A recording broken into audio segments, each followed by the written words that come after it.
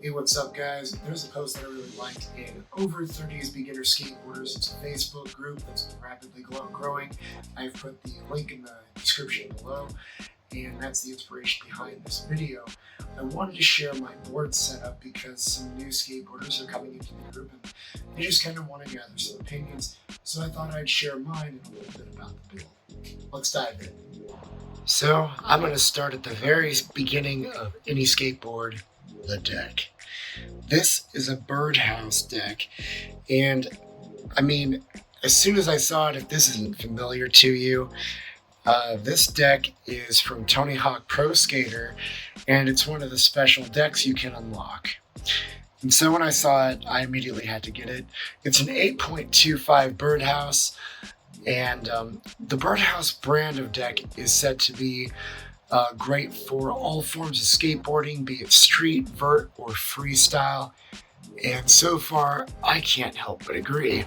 I read online that you can also tell where the tail is. You can see that there's a wide base here, and as we narrow down, just down here at the bottom, there is an ever so slight difference in smaller tail, and I feel like that helps with the pop quite a bit. You can also see that I'm using stock black grip tape. I might have gone with something fun like Shake Junt, but at the time I didn't care for much of the designs available, so classic black is what I kept it. Moving on to the wheels. Spitfire was my brand for the longest time, and to this day I still am not disappointed. I chose the Formula 4, one of the most popular Spitfire wheels there are.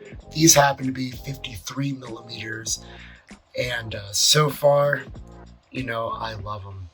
On the inside there, we've got Bones Red's bearings, and basically these are the go-to bearings if you want to spend 20 bucks on a set of bearings that are going to last you for quite some time and give you good speed and good comfort. Next, we've got the Venture trucks.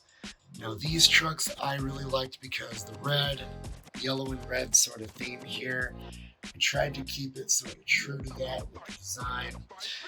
And, you know, I was looking for some Grind Kings initially, but I landed on Ventures, and I can't really give too much testament here. As you can see, there's no wear on these yet.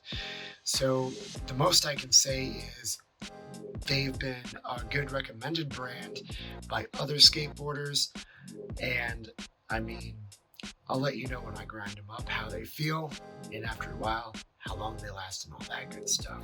So there's really a lot that you can do with a skateboard. For example, these don't have risers on them, which help prevent things like wheel bite, or when the wheels get too close and start scraping up on the bottom here of the board. It's not super attractive, doesn't feel real nice. I've had it happen a couple of times, and I'm already thinking about getting myself some risers. Aside from that, there's also custom bushings. You can explore all kinds of different bearings. And I mean, the grip tape, you can go crazy. In fact, if you're a graphic designer like me, you can even design your own skateboard. I've thought about doing it.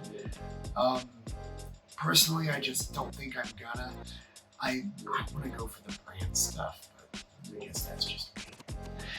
Alright guys, I hope you found this video to be helpful for all the new skateboarders out there, and of course for all you 30-year-olds getting ready to start tearing up the screens.